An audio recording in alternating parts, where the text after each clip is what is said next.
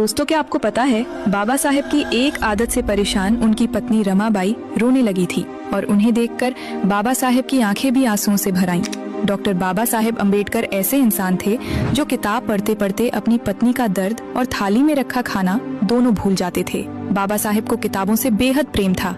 अगर कोई बेहतरीन किताब दिख जाए तो खरीदे बिना उन्हें चैन नहीं मिलता था। एक बार उन्होंने लॉज ऑफ इंग्लैंड की 5 मोटी किताबें खरीदी और फिर पढ़ाई में ऐसे डूब गए कि उन्हें भूख प्यास तक का होश नहीं रहा।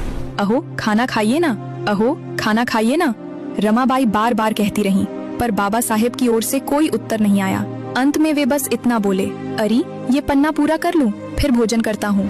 बाबा साहेब किताब से नजर तक नहीं हटाते थे। आखिर में रमाबाई चुपचाप उनकी मेज पर थाली रख गईं और भावुक मन से लौट आईं। उन्होंने सुबह देखा खाना तो वैसा ही पड़ा था, पति भूखा तो पत्नी भी भूखी रही थी। एक दिन पत्नी के कहने पर बाबा साहेब ने पढ़ना बंद किया और भोजन करने बैठे। भोजन करते करते उन्होंने रमाबाई से कहा, अरे तू हमेशा मेरे नाम से ये कहती रहती है कि मैं घर गृहस्थी की ओर ध्यान नहीं देता, तो फिर मुझे क्या करना चाहिए? तू क्या सोचती है?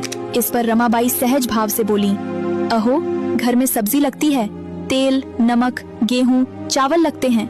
बच्चों को पास बुलाकर कभी प्यार तो करिए, उन्हें दुलार तो दीजिए। पत्नी से भी प्रेम से 2 शब्द बोल लिया करिए। आपका तो सब कुछ ही अलग है, आते जाते बस वही मोटी मोटी किताबें, उनका लगातार अध्ययन और बस आप। इन शब्दों के साथ रमाबाई की आंखों में आंसू आ गए और उन्होंने कई दिनों से दबा अपना दुख पति के सामने व्यक्त कर दिया। वास्तविक स्थिति की समझ होते ही बाबा साहेब जैसे महामानव की भी आंखें नम हो गईं। उन्होंने बड़े प्रेम से पत्नी से कहा, रामू तू ऐसी साध्वी है, इसलिए ही तो मैं ऐसा रह सकता हूँ। पति पत्नी के बीच ऐसा विश्वास और निष्कपट प्रेम संसार में बहुत कम देखने को मिलता है। इसी विषय में डॉक्टर बाबा साहेब आम्बेडकर कभी कभी निजी बैठकों में अपने मित्रों से कहा करते थे, पत्नी और बच्चों से कैसे व्यवहार करना चाहिए ये मुझे सचमुच समझ में नहीं आता, लेकिन पुस्तकों से मेरा बहुत अच्छा मेल बैठ जाता है। दोस्तों, बाबा साहेब की ऐसी सच्ची घटनाओं को जानने के लिए यहाँ पर टैग की गई किताबें जरूर पढ़ें। जय भीम।